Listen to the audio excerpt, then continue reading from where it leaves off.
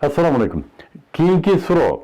Бұл сұраулардың барлығы ескертіп кетсек, социалдық желі арқылы келіп түседі бізге. Жана ошол суроолорго мен убактым болгон учурда ошентип жооп бергенге аракет кылам. Айтайын дегеним силерде да суроолор болсо бериңиздер. Акылыбыз, алыбыз, убактыбыз жетишинче жооп беребиз иншаллах. Менин жүргөн кызым Тарынчак дейт. Мен каттын ортосунда окуп атам. Менин жүргөн кызым Тарынчак дейт. Жигиттен келген суроо экен. Дайым эле тарына берет, кээде тажап кетем, бирок аны жакшы көрөм. Эмне кеңеш бересиз дейт. Тарынчактык менимче бир олуттуу маселеге тарыныш керек өзү негизи.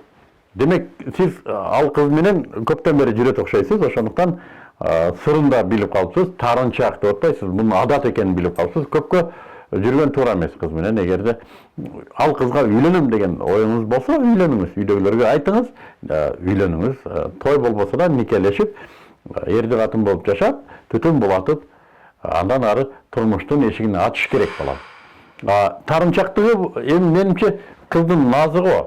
Тарына берген кыздарда бар, бирок булардын тарбиясында демек кээ бир маселе бар. Жөндөн-жөн тарына берип адаты да бул эркеликтин белгиси. Өтө эркеликтин белгиси. Балалыгы калбаган кыздар адатта тарынчак болот. Оюнчук ойнойт 30га чыкканча. Анан көчөдөн кирбейт, ушу көчө жалтырак-чултырак, шаан шөкөт. Анан олуттуу жигиттер албетте олуттуу сөз айтса тарынып калышы мүмкүн. Жолсун тарынчакты ушул жаш балалык кыялдан. Демек тарбиялашыңыз керек, эгер жакшы көрсөңүз. Бирок тарбиялаганда кандай тарбиялайсыз? Эгер аялыңыз болбосо тарбиялаш кыйын.